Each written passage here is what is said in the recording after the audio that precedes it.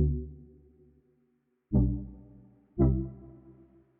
everyone, James Reeves, TFBTV. It is my honor, my privilege today to interview Mr. Michael Holley, the CEO of HK USA.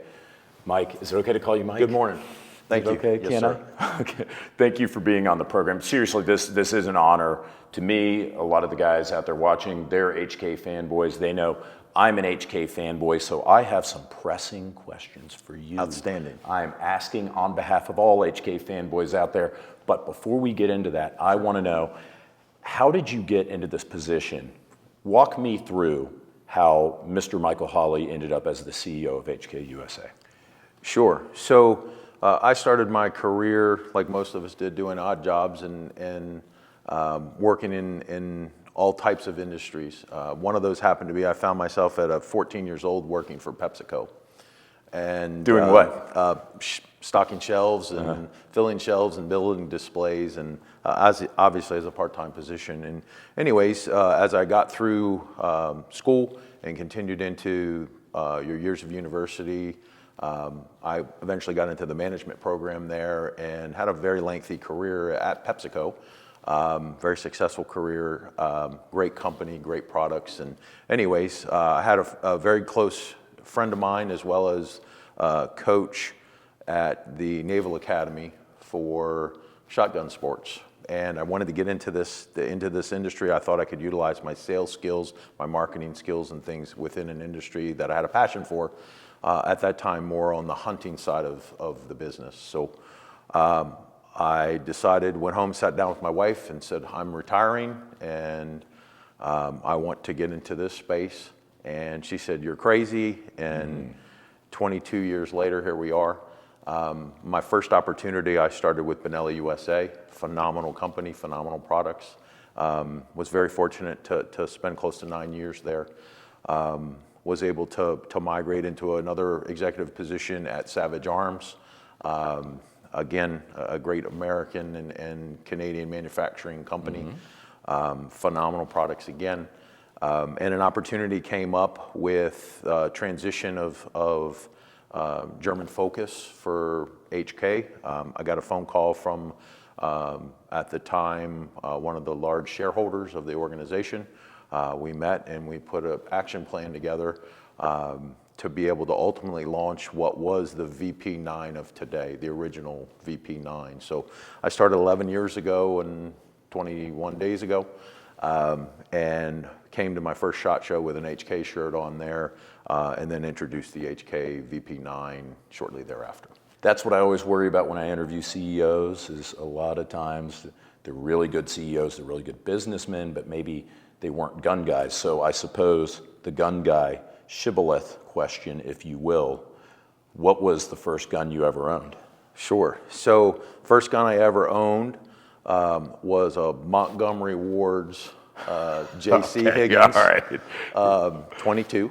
My second was a Charles Daly over and under trap gun made by Maruku in Japan. So that was an older gun. And that was my second gun. I got them within the same year. You pass. That's old school. You pulled it out of the print catalog and paid $7 for it. Got it. Yeah, I just cool. cleaned that 22 before I came here. It resides on the back of one of my four-wheelers out in the weather. It's got a great patina. Still got it. It's got a great patina. Yeah, I can imagine. Yeah. That's awesome.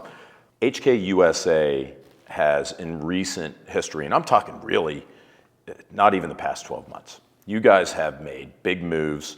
Introduction to the CC9, MR556A4, right? Then the VP9A1, which just came out a few weeks ago. It seems like there's some real movement coming from HK USA. Softball question, what's coming up? What are you excited about that you can talk about today? Sure. So let me talk a little bit about HK USA. HK USA is not something that was just born in 2024. It's something we very much have been focused on and working on for several years, to your point, right? So the CC9 was part of that introduction of the HK USA brand. It took us several years, 5+ years to design and develop that product. With just like any other manufacturing challenges, we had our share. And those challenges a lot of times end up being change of market, change of resources, change of business direction. They're not always specifically you start a product and finish the product in the life cycle manufacturing process. So we had some of those along the way where we said, hey, we're not going to work on that product for the next 6 or 7 months. We're going to focus on this project or this project. So a lot of that dictates how and when we launched HK USA. But years go back approximately 6 years ago now. The group, which is obviously held in Germany, have as you know, a military lineage, a law enforcement lineage, arguably manufacturing the best weapon system and small arms in the world in the 416 platform. Certainly one of the top, and maybe I'm biased, but at the end of the day, they identified very much so after, you know, us educating them about the Second Amendment, educating them about the civil market, educating them about how law enforcement and the civil market and the military markets all work collectively and cohesively in the U.S., that the U.S. military market are now taking a lot of their cues from the civilian market. And this was all brand new information to them. They didn't quite grasp it, but as we continued to deliver solid results and build trust and value within our organization, we set a path that many years ago to slowly but surely work towards satisfying the real civilian market here in the U.S. For all our tried and true consumers that have been, quite frankly, waiting with a patience of which I don't even have. So I applaud their patience, and Sure. I also share their pain. Yeah, So, I'll say you're welcome. Well. Yeah, thank you. Personally, I'm going to say you're welcome. Thank you. Related to that, let's talk a little bit about that civilian relationship facet of your business. Let's play a little word game. HK, because you suck, and We hate you. how does that phrase make you feel? I mean, we all understand if Yeah. you haven't heard that, everyone out there I know has heard that.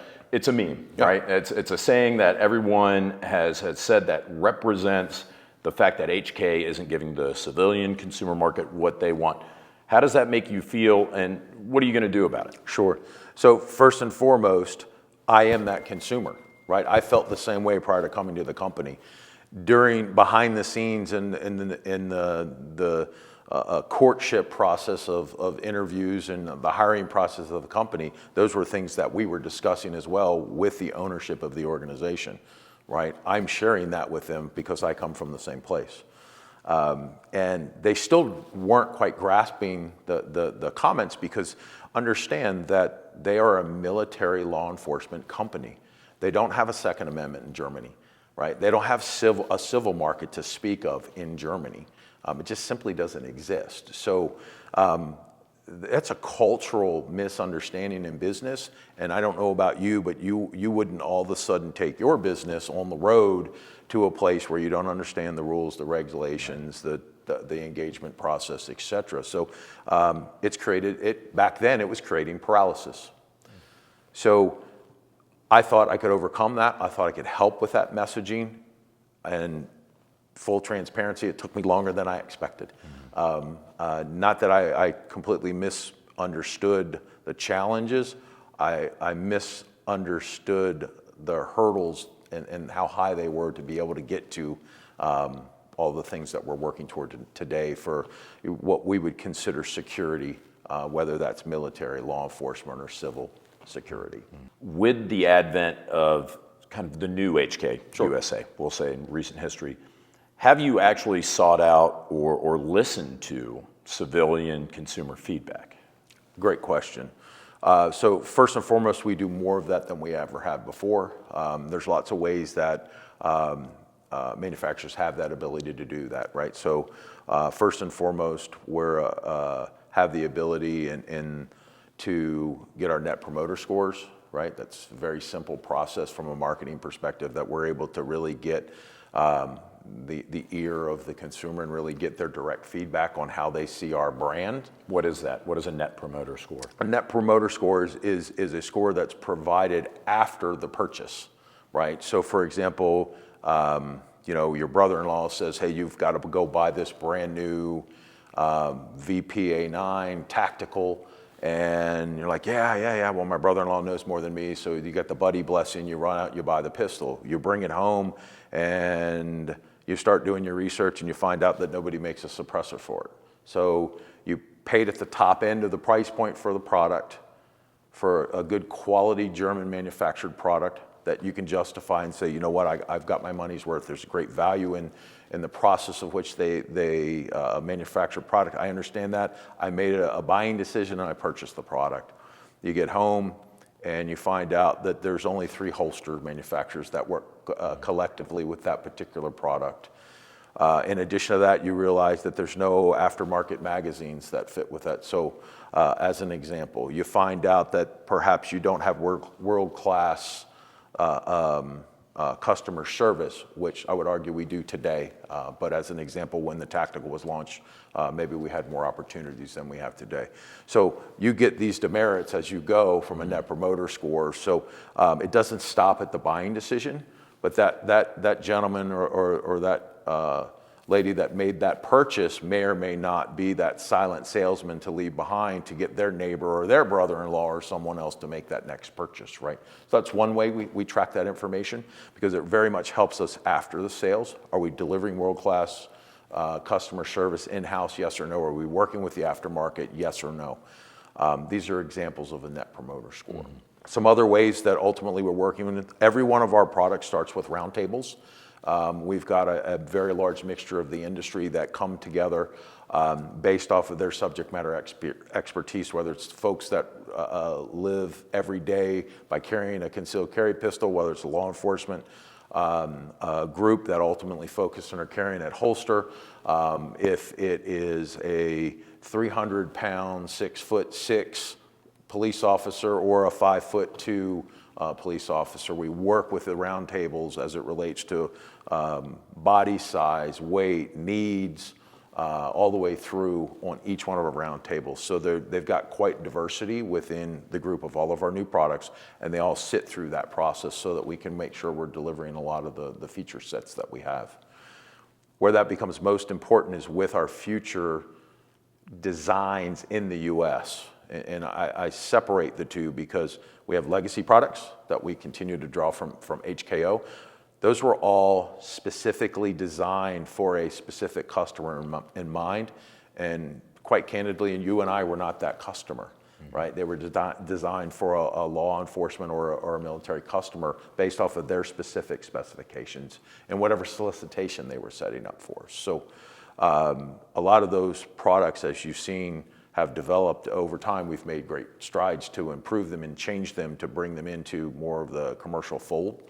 But their origins are for one specific customer, right?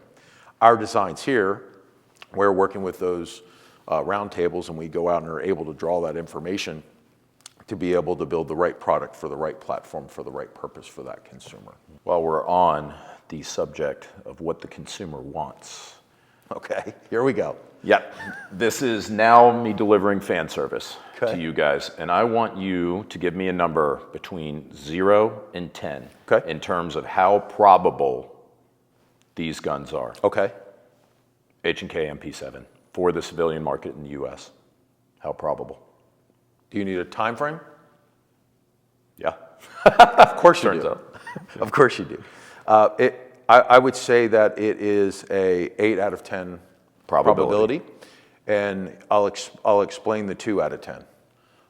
The reason, what could stop the 2 out of 10 would be exportation coming out of Germany and importation coming into the U.S. through the ATF. So there's several processes that we all have to follow. It's imperative to understand that all manufacturers are not treated or created equal. So what do I mean by that? If you see someone else doing something that HK is not doing, it doesn't mean I can do what they're doing, right? They treat you on an individual basis, whether it's the German process or if it's actually the US process. So there's a reason why the ATF doesn't go and post all of their public decisions, that they're all done through a one-off process. We've had a great relationship with the ATF, by the way. We've sat down with them, and I have openly discussed the process of which to bring in what we're calling an SP7 for clarity. And we do have that as one of our working projects. It's in process. We typically do not talk about products that are in that process already, right? We start talking about our products once they're industrialized and ready to go forward. This is an example where you suck and we hate you is something that we're trying to diminish by saying, hey guys, look, there's a long process for this. It's arduous for us. We are working on it. It's not a product that's going to cannibalize our existing units or cannibalize an existing product portfolio. So it allows us to say, guys, be patient. We're working on it. I think I've publicly stated that it won't be in 2025. And that's probably as far, James, as I'm willing to maybe go out on the project. Look, I mean, that answer satisfies me. If it doesn't help you guys out there, I don't know what to tell you, because as far as CEO responses go, that one's pretty damn good. SL8, you guys already make it, sell it. Right. No reason you couldn't 922R your way around into a G36, right? What were we talking? G36, 0 out of 10. Correct. So the SL8 itself, we've imported those in the sporting configuration several times. We've done that because we could, and we were always trying to do it with a lens of, hey, look, we can't provide the consumer what he or she is looking for, but this gives us an opportunity to bring them a product that they can work on from themselves. Also understand that the importation regulations for manufacturers are very different than they are from everybody else. For example, I'm jumping products here. I can't import an SP5 and put a stock on it. I can't do it. You can. There's a process for you. I cannot as a manufacturer. So from an importation perspective, we run into these types of challenges all the way through. The SL8 was one of those products where I will call it investigated, bringing it in as a donor. And using some of the organs as it relates to be able to do just that, and we were denied process. So with that said, several years ago when that transpired, we started the process of working on what is going to, at this point, the project name is C36. And ultimately, in that case, we're looking at pistols and rifles. They mean very different things. I can import pistols if approved through Germany, as well as through the German government, as well as through the ATF. They are asking us, well, on both sides of the fence, they're asking us to make drastic changes to the infrastructure of the weapon system. When we do that, James, it ends up being, for all intents and purposes, a new weapon. That new weapon has to go through the arduous, though very productive process of quality. And we just simply won't do it any other way. So we change a magazine, we test that entire firearm back through the entire HK gamut. We change sights, we put that process all the way through the gamut. So no cutting corners on the quality side of things. Same answer as the SP7, it will not be in 2025. I've had 4 meetings at this SHOT Show on that very topic, on SP7s and the C36s. Both are at 8 out of 10s for the same exact reasons. We are moving forward with both of them, and I'll continue that until we hit a wall that we ultimately can't overcome. 8 out of 10 on Mike's probability scale. Is the USP ever going to come back?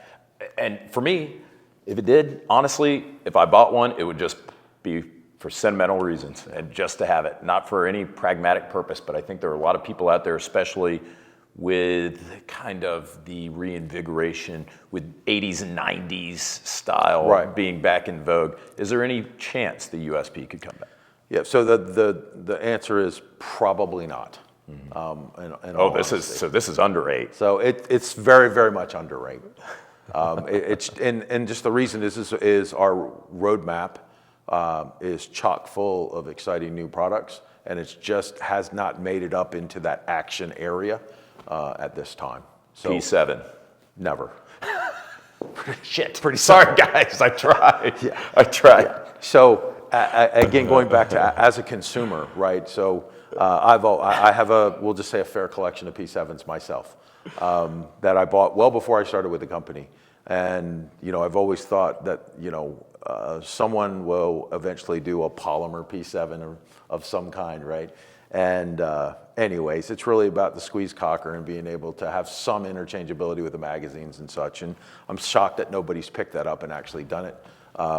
But we're not ever going to do it in Germany. They've mothballed the drawings, the tooling, and things of that nature. It's dead. Well, hopefully, guys, in 10 years, someone will say, remember that interview? That's right. TV, and here it is. And you never say never. And he said never. Yeah, exactly. Hope so. But when I say never, I'm talking about my longevity with the company. It won't be done while I'm here, unfortunately. Sure. And speaking of never, I'm just doing my due diligence. It's a silly question. HK, say 21 series, belt feds, never going to happen. Well, put that right in the line with the P7s. So it's just not. It's just not a focus for us. It's just not something that we're focused on today. Before I go down my 3s, 5s, et cetera, what about roller delayed, center fire rifles? Sure. So I do think that's something that we have and continue to investigate. If you're speaking specifically about a bringing back the rebirth of a legacy type model, the answer is no. It kind of fits into that P7 conversation, right? So the company right now doesn't even have the capability to manufacture some of these things, right? Sure. If they had to start over, why would you do that, right? The legacy market alone is just not large enough to be able to probably ever justify the business case. Again, this is a for-profit business, so at the end of the day, it's got to make sense. Dollars and cents have to make sense through our fiduciary responsibility to the ownership of the company. Sure. I doubt those projects would make sense. And let's be blunt, it's also extremely competitive because you've got guys from other countries running machines that you left over there half a century ago, and they're printing them out as fast as they can, selling as many of them, undercutting what you would likely sell it for by an order of magnitude. Yeah. So it seems to me like, other than the SP5, which I imagine is something that has always been, of course, the MP5 never went away, truly, right? So that's probably a little easier than, say, HK91 or the HK50 series, HK30 series, so on 93, whatever. So fingers crossed. I kind of see the writing on the wall. Probably on the Mike's probability scale, is that a 0, 1, a 2? It's pretty low. And it's pretty low. But you are investigating possibly roller delayed. Absolutely. Yeah, I mean, center fire so many of rifle these projects end up getting, you have a product development process, and ultimately you work your way through that process, and there's stages and doors and gate reviews that you go through, and eventually you put pen to paper and you work those business cases up, and eventually it becomes a project or it doesn't. And there's some phenomenal advantages to roller delay systems. There's a few disadvantages, but there's a lot of advantages, and there's an opportunity there. We just have not identified 100% what we're going to do with it. You talked about a product roadmap. Let's get into that. So a product roadmap is very simple. We've got products that HK Germany continues to manufacture and work on and develop for a military customer or for a law enforcement customer and for the defense business worldwide. So ultimately, we're deeply involved in that process as well, trying to service the soldiers here in the U.S., making sure that they have battle-ready capabilities from pistols, rifles, etc. So we spend a fair amount of time focused on that and engaged, obviously, that being the lion's share of our business as a group. It's approximately 2/3 of our business, and that's something that we very much spend a lot of time on. So there's a roadmap for the defense channel of the business.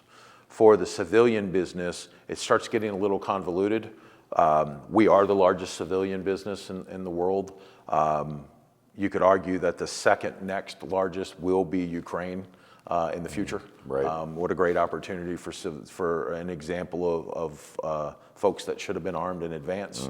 Absolutely. So from that perspective, they have a different need than what you and I have need here for security and here in the U.S. So We have roadmaps that are leading directly out of Germany.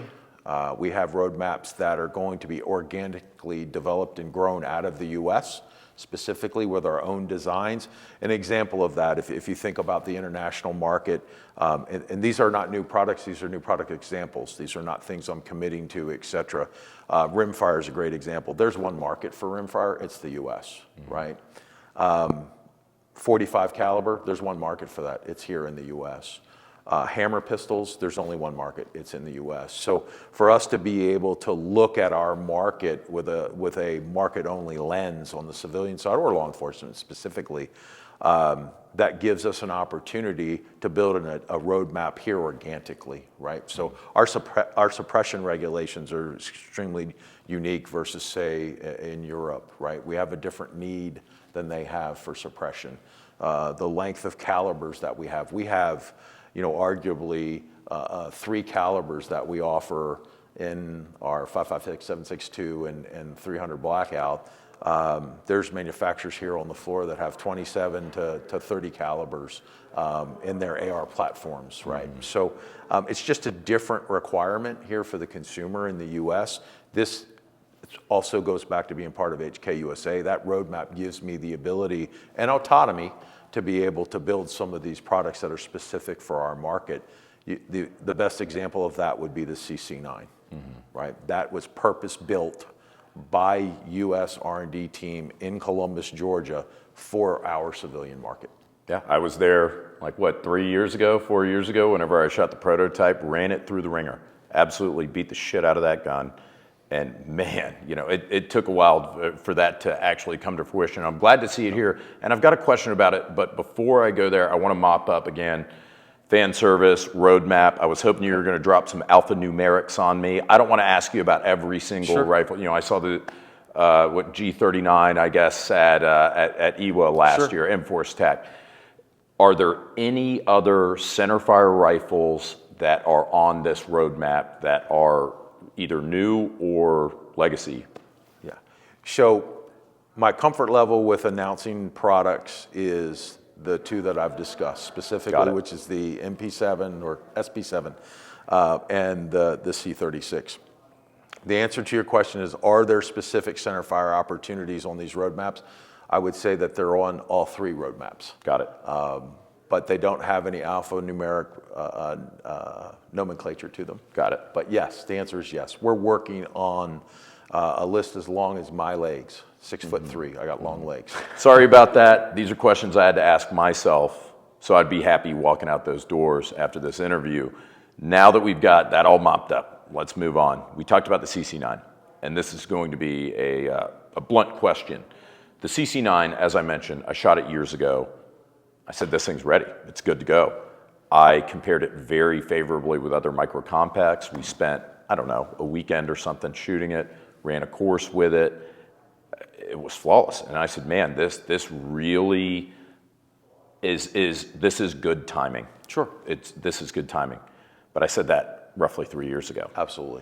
Now, you're fighting against entrenched platforms. You've got the SIG P365, which I got to see for the first time at SHOT Show 2018, 7 years ago. The Hellcat, the list goes on. You understand. So, and I understand that HK does everything differently than everyone else. I understand that you guys will say, hey, Pepsi challenged this if you want to against a SIG P365 or a Hellcat or whatever. I understand that there are people that are out there that will buy it just because it says HK on the side.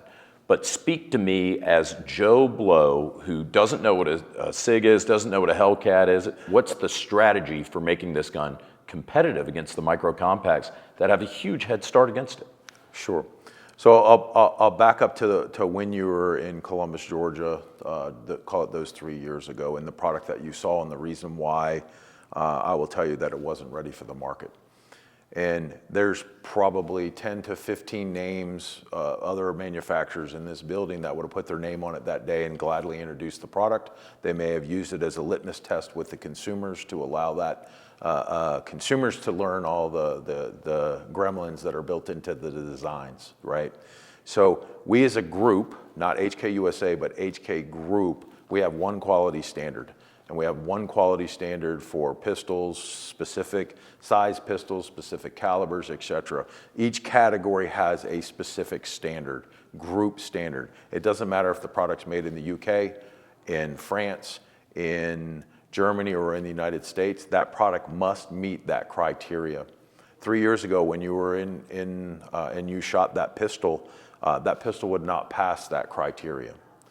And oh, by the way, several of those products that you just mentioned and others that we won't mention would not pass that criteria even still today.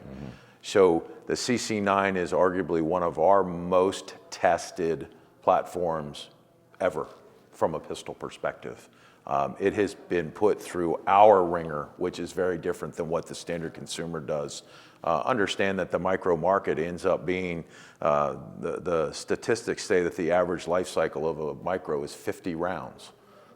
That's not what you and I do with them, but that's the market. So most of our competitors don't need to get to that level of testing, expense, time, delay, and resources that it takes to do that.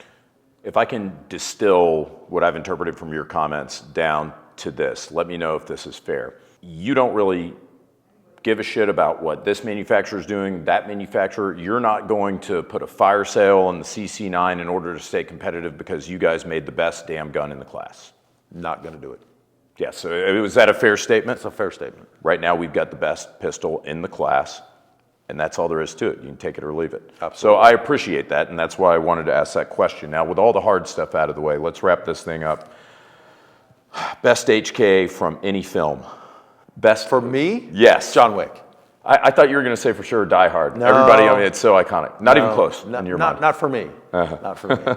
Gun that you could see made by HK. If you ruled the world, you had unlimited budget, you could bring back whatever, one gun, one legacy gun by HK, what would it be? I know this won't be the most popular, but it would be the P7 for me. I don't know. It doesn't make sense. It's a 40-ounce gun that holds 8 rounds in the magazine, but I just want one. Finally, your favorite classic. What is your most favorite HK gun ever made? Favorite HK gun ever made. My favorite HK gun is actually a gun that we're currently working on for the defense market. Are you allowed to say anything nope, about it? But it just makes me smile. Will this smile-making gun ever make its way to the civilian market? Probably not. Probably not. This is truly for the warfighter. Here's your stereotypical softball conclusory question. Where do you see HK USA 5 to 10 years? Yeah, so I think from a group perspective, specifically from a military defense perspective, because of Ukraine, I think the group as a whole will continue to have solid results.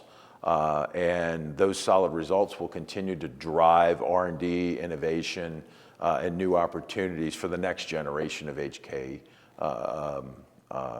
warfighter and or consumer in the U.S. market. So I see that to be very impactful. It's not just HK, by the way, that's reaping those benefits. There's a lot of companies in this building that are reaping that same benefit for what are some, just horrific circumstances and reasons why.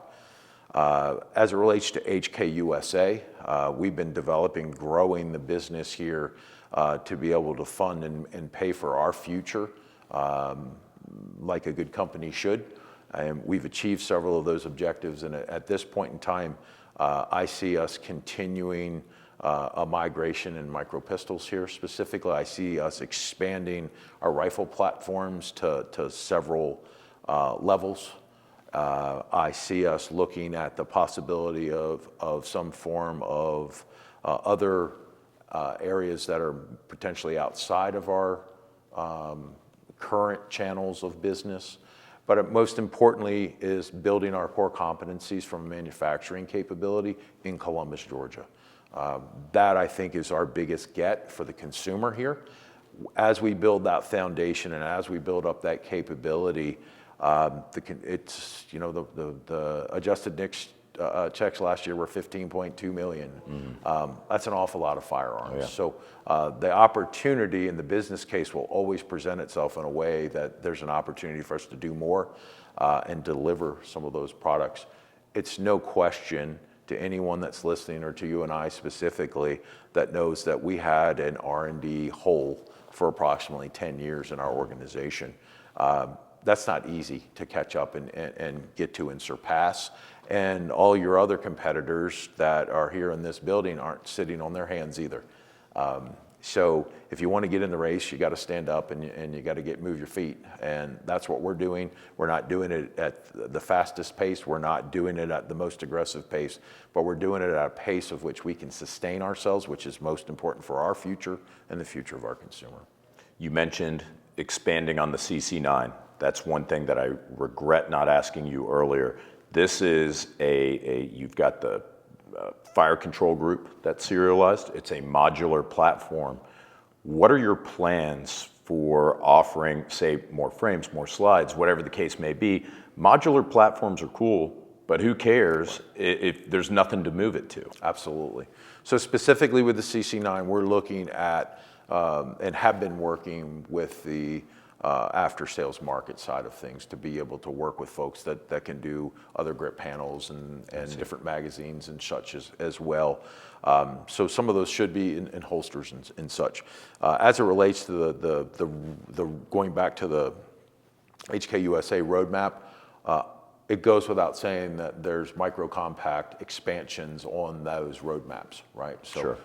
We don't need to go into the specifics, but when you're talking about a micro pistol, the window is pretty small. Right, sure. So, no, I understand. But Mike, I just wanted to say thank you. And I know I said it over and over and over, but this seriously is an honor for me. I'm a kid who they called the principal on me in middle school because I was reading the shotgun news during class. True story. So as somebody who's been a gun guy his whole life, this is personally a big deal to me. I'm glad you're here. Thank you for being honest with me. Thank you for your frank answers to our viewers. Guys, thank you so much for watching. I really hope I hit all the questions you wanted me to ask. If I missed anything, my apologies. Our time's limited. We're actually at SHOT Show 2025. So make sure you check out tfbtv if you want to see all the videos from SHOT Show. Thank you again, Mike. Thank you to HK. Thank you, viewers. Take care.